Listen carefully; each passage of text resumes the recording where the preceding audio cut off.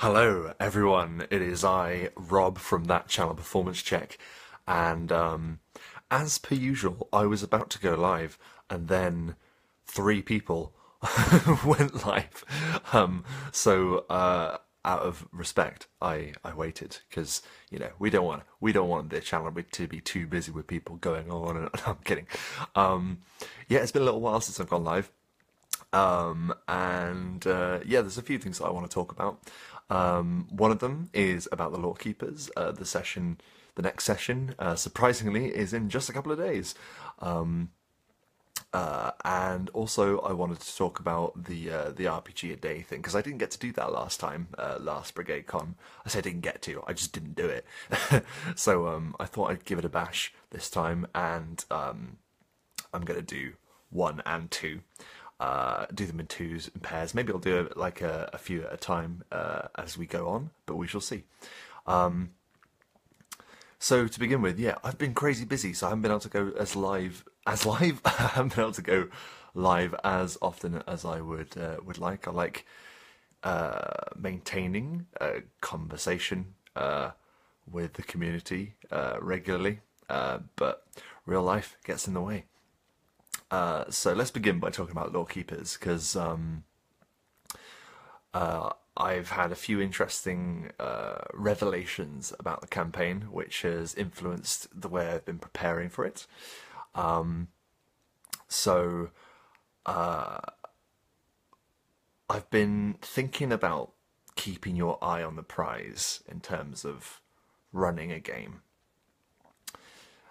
And what I mean by that is that I have a habit when I start running a game.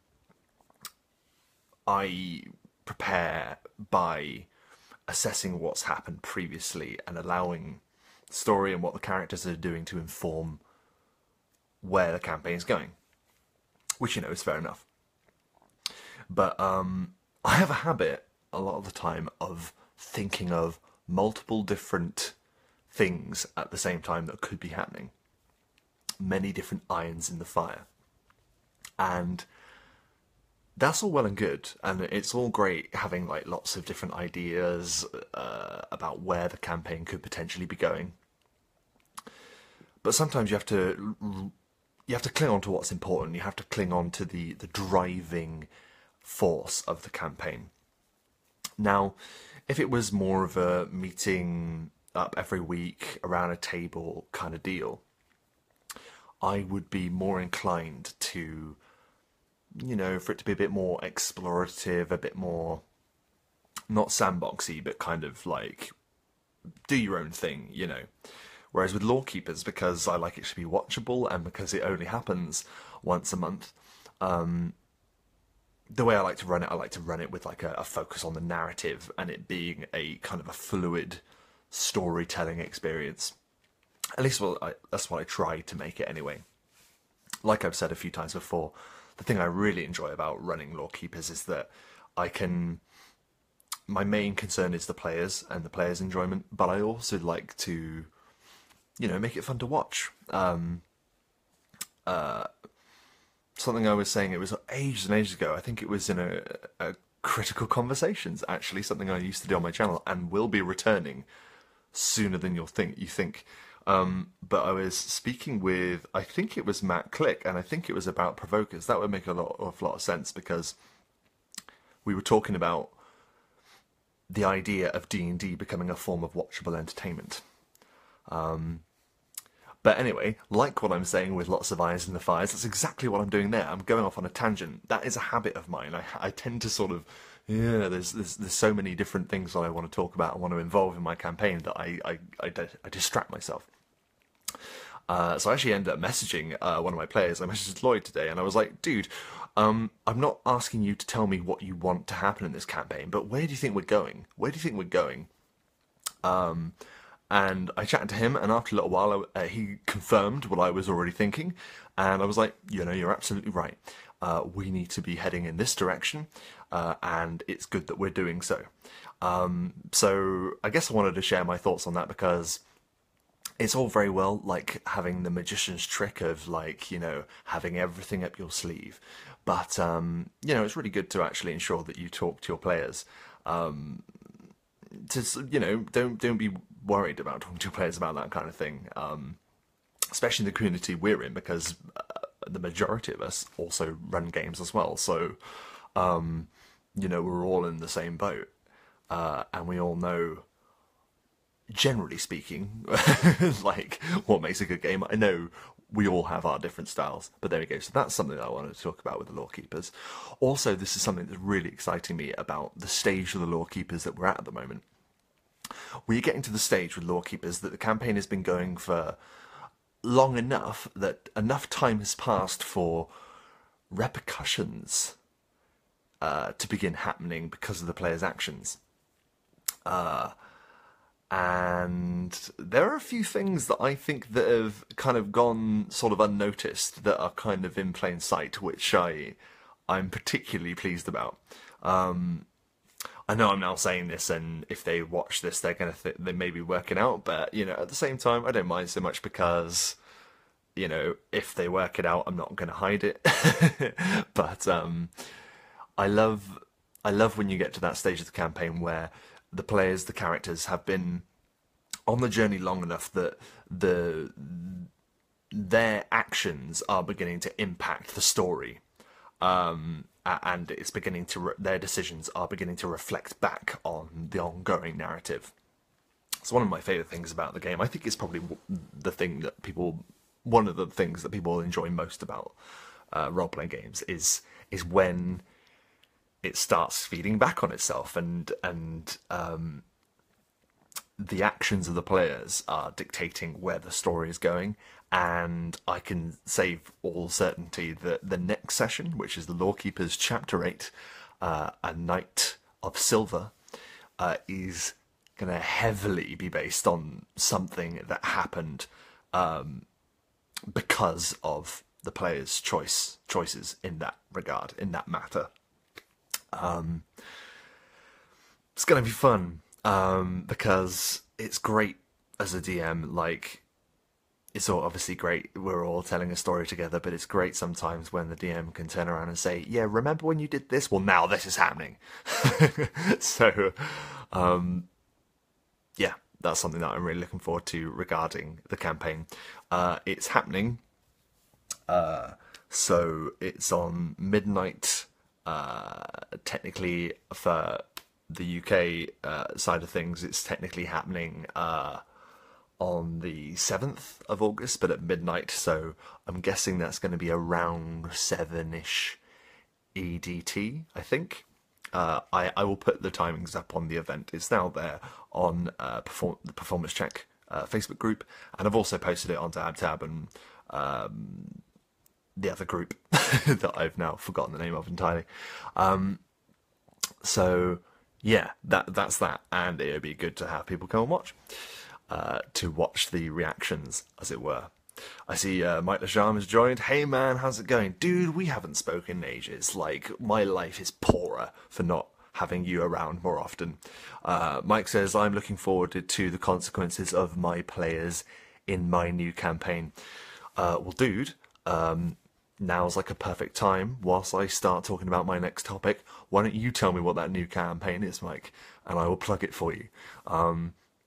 I'm not saying it'll get many hits because, I have a select audience.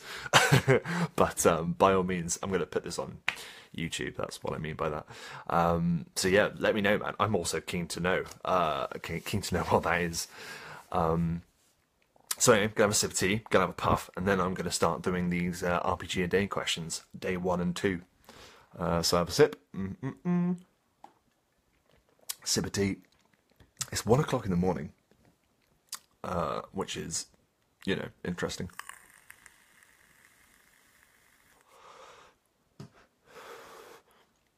But I've been building the session, so I'm kind of wired. I don't know if you guys get this, like, when you start writing and you get on a roll and you keep thinking of things, and that's kind of the zone I'm at the moment. So let's see. Mike Lasham then says, an empire building campaign called The Foundation. I saw that. Was that because of was that in response to Lloyd's post about him wanting to do an empire building campaign? I've been thinking about doing something like this. I love the idea of it focusing on the empire building and giving orders to people and building towns and cities and just managing day to day. Like, I don't know, like I love that idea. You'll do that really well, man. I can tell. A meticulous eye for detail. So here we go with the RPG a day questions then, without further ado. So the first one is, what RPG do you wish you were playing right now? Like right this second, I'm going to take that question as to, is there a game that I'm not currently playing? Like, that's because I'm already playing D&D 5e, and I'm already playing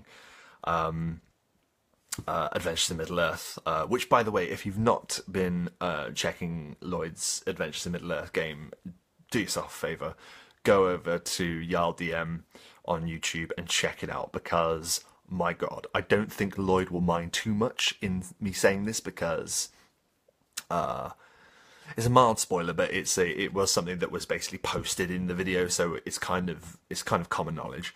Our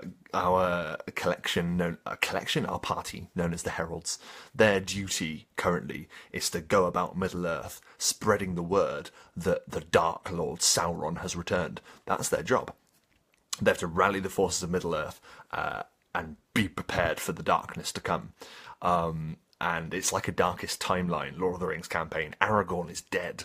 Like, so it's got that cool kind of alternate reality thing going on for it as well. But in the latest session, we thought it would be a good idea to go to Fornost. Fornost is a ruined city of the Dunedain that got wrecked thousands of years ago. And you'll never guess who resides there now. Only the Witch King of Bloody Agmar. Jeez. And yeah, that's what we're doing at the moment, and from the looks of things, it's probably not going to go very well. But do yourself a favour, check that out. Do you see what I mean about going off on tangents? Like, I just did it again. So anyway, without further ado, without plugging any more of Lloyd's stuff, here we go. What RPG do you wish you were playing right now? Not D&D 5e, not Lord of the Rings. So I'm a big Doctor Who fan. And Doctor Who's been getting quite a lot of press at the moment, thanks to the 13th Doctor being cast. An absolutely magnificent decision, in my opinion. And there is currently a humble bundle for all of Cubicle 7's Doctor Who content, which I've been, like, I'm probably going to get, to be honest. I've never played the system, but I've just seen that there's a whole bunch of content out there. And since I was a kid, I've been basically, like, fan-fictioning Doctor Who. Like, sometimes I write it down, sometimes it'll just be in my mind, but I think it's great. It is a great show because it can basically, with only a few ingredients that remains there, a character that can wander in time and space, and a police box that does the travelling for him or her. Man, that's going to be complicated now, him and her, right? Those are the only ingredients you need, and it can be at any time, any place, anywhere. That, for me, is perfect in terms of storytelling. So I think it's perfect for a role-playing game. So I would really like to give the Doctor Who RPG a go. I did very briefly once play an older edition of it called Time Lord, where you all played Time Lords, and you basically, it was amazing. You don't know what you're going to get when you regenerate, so you randomly roll what you're going to be like when you regenerate, which is something I think I would borrow and bring into the Cubicle 7 stuff, if it's not there already. I've yet to read the rules, but I absolutely adore the idea that character creation is your regeneration, and you don't know what you're going to get. In fact, that was a famous line from Peter Davison's Regeneration. That's the thing about regeneration, you never know what you're going to get. So yeah, Doctor Who RPG all the way for me. Maybe I will run that in the group if people are interested. I know there are some Doctor Who fans in the group, but I know it's not like a massively appreciated thing in the group. I've had heated discussions. I'm just kidding. Myla Sham says, is Doctor Who the longest sci-fi show on TV? You know what? I think it is.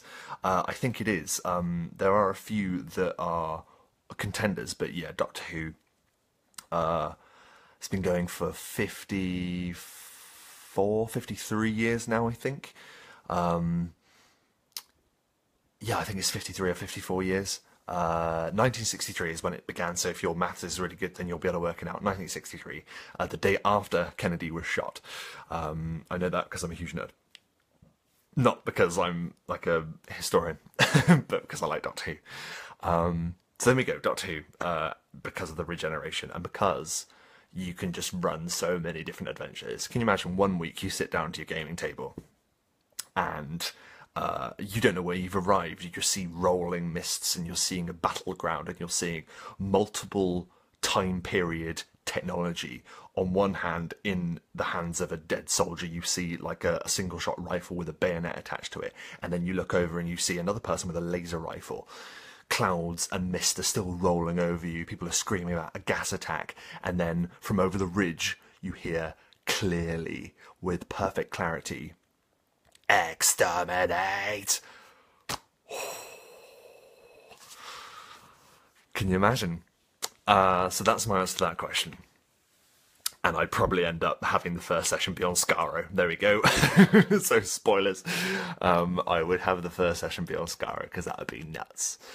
Skaro, for those who don't know, is the original planet where the Daleks were created. So, the second question is, what RPG would you like to see published? That's so tricky. The thing is, like, you can actually achieve a number of the things that I originally thought of with existing systems and a bit of reskinning.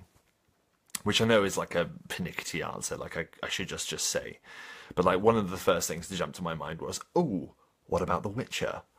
But you could argue that you could do a Witcher campaign using Blood Hunter rules from Matt Mercer, so to have your Witchers. Then I thought to myself, well, I've been reading a book when I was on holiday. I came back from holiday last week. I went to Mallorca, it was really nice. And I had been saving this book for a while, and I knew I was going to read it on holiday. I didn't finish it because I ended up just doing other stuff, but I started reading the second book in the King Killer Chronicles. I'm only a little bit of the way through it. But I love the King Killer Chronicles so far. I think the magic system is particularly rad, with sympathy and artificing, creating magical items, that kind of thing, but practical magical items. And the magic system is really logical. It's like a science in that book. I really love it. Like it's all about causality. It's cause and effect, for those of you who don't know. I'm trying to think of an example. So if you wanted to light a candle that was here on the table, right here, right, I don't know why I showed you, you would need to draw the heat from somewhere. The heat has to come from somewhere. So the idea is that you can potentially draw it from anywhere you like if you're skilled enough. So you can draw the heat, say, from your body heat, for example, which is all very well. You can place your fingers upon the candle wick and boom, there would be a flame. But it would mean that some of that body heat would be lost from you. You would lose that and you would feel this chill come over you. So there is always a cost for using the magic from the King Killer Chronicles. So I would love to see that put into a game. I would absolutely love it, simply because of the magic system. Like, I still don't know an awful lot about the world, to be honest. There's only like fleeting details that have been given in the first book, and the second book is slowly trickling more information to me. But I haven't finished it, so I do need to finish reading the second book, A Wise Man's Fear. Yeah, I suppose it's good that I'm taking my time with the second one, because the third one still isn't out, I don't think. And I know that Pat Rothfuss is taking his sweet time. But you know what? If that's what it takes to make a good book, then all power to him. Same to our mate George, who does those Ice and Fire books. So yeah, like that's what I would go for. I think like either Witcher or King Killer Chronicles. The other thought I had, I know I'm supposed to just give one answer, but while I'm here, the other thought, I had two other thoughts for games that I would love to see.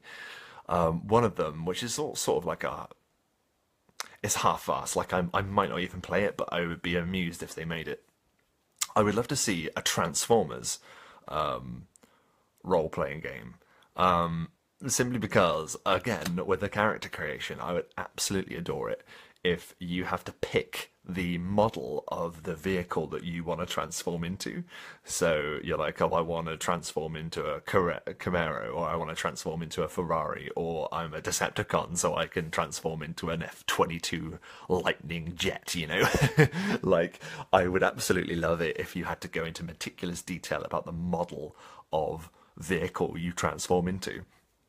And also, you can then design the kind of transformer that you are. You can design what weapons you have and things like that. And I'm not talking about Michael Bay Transformers, by the way. I'm talking about 80s Transformers, the cartoon style Transformers. Okay, I want them blocky. I want to be able to tell what they are, you know, simply by glancing at them, not squinting as metal meshes together, rolling across the screen in just a orgy of explosions and destruction.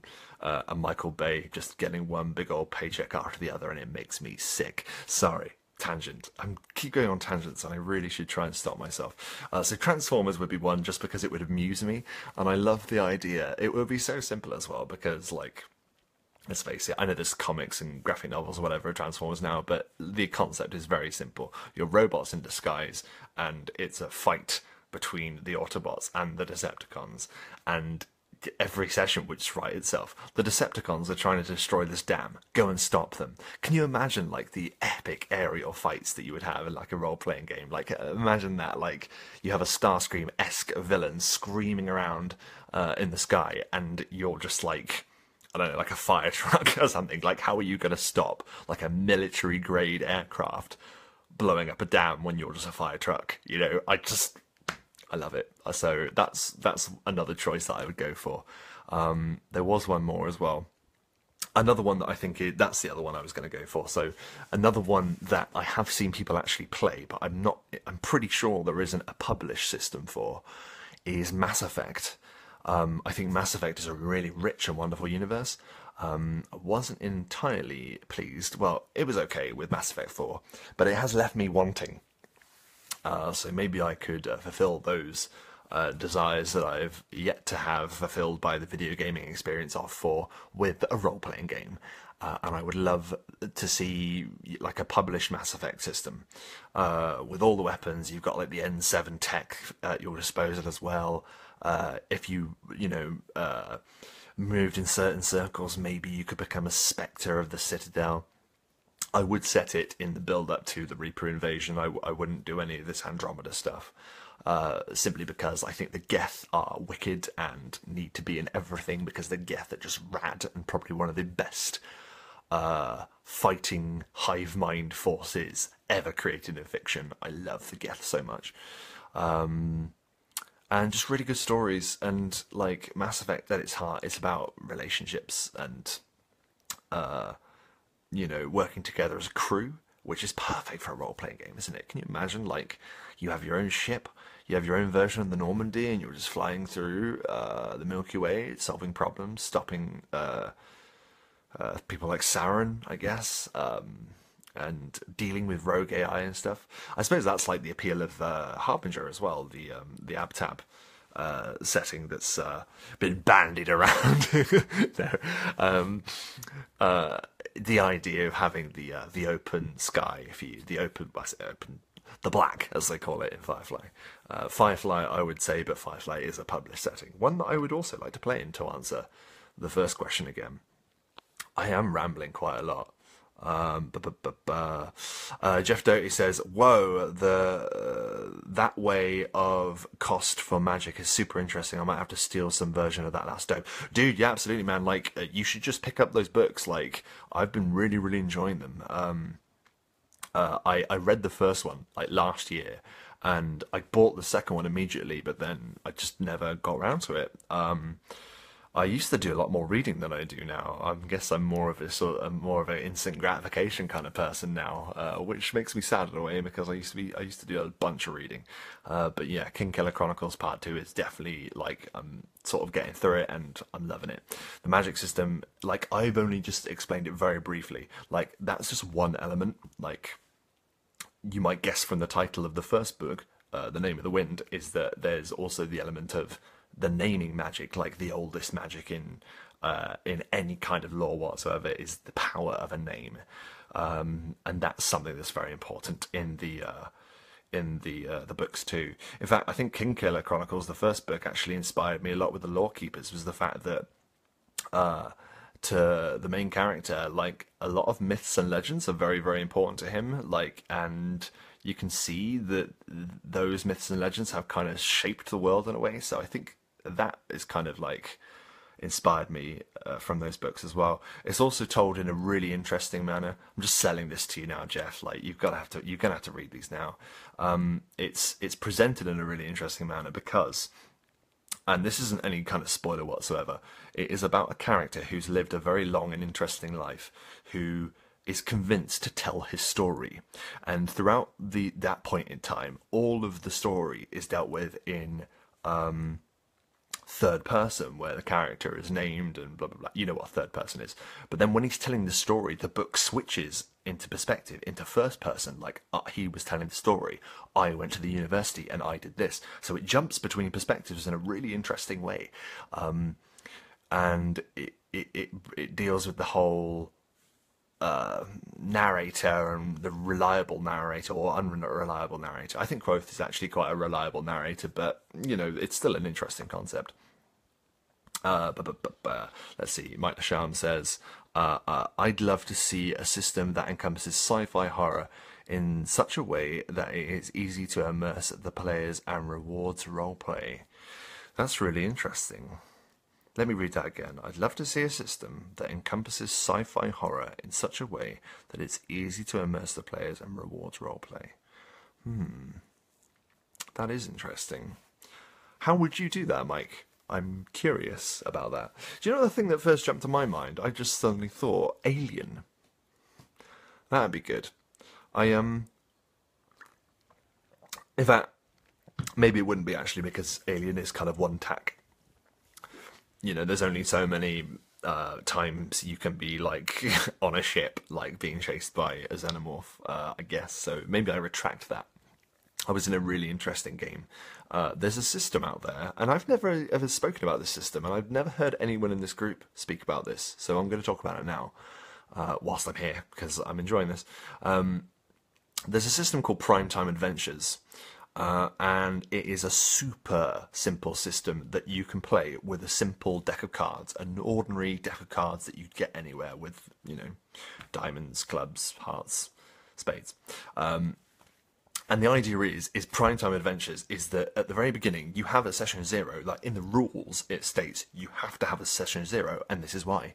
Primetime Adventures is all about you creating a television show, and all of you collaborate in what kind of television show you want to run. And the book gives you ideas. It's like, is your television show going to be a Western? Is it going to be a sci-fi? Is it going to be a political thriller?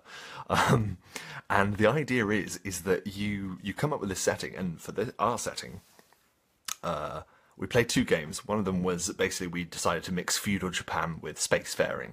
So we were basically space samurai that were, like, traveling around the stars, like, fighting evil. And your character is treated more like an actor than an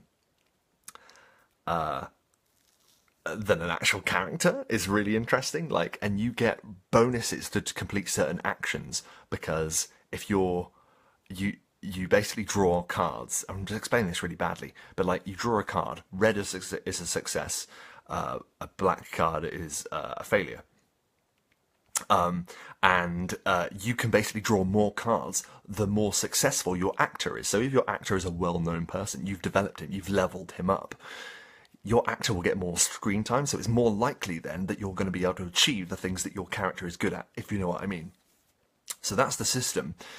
But anyway, I was in this game where we were just these lowly, again it was sci-fi, we were just these lowly miners on the ship, and it was basically going to be like a sitcom. We basically decided it was going to be just a sitcom. It was kind of like Red Dwarf style almost, where people, just these low lives on this ship going from day to day, job to job. And then one night, my character had like a spotlight moment, and that's when you basically shift the narrative to one of your characters or actors. The guy, my mate who was running it, Jack, said, you had this really mysterious dream, like someone's trying to smother you with a pillow. And you wake with a start, covered in sweat, but then you fall back asleep and you don't really remember what you dreamt about. And we go on this mission and we're in the middle of this mining thing. We bring up the stuff that we've been mining for the day, and then we're on our way back to the colony to sell the stuff that we've mined. Then a xenomorph explodes out of my chest. Because that dream wasn't a dream, I'd been face-hugged.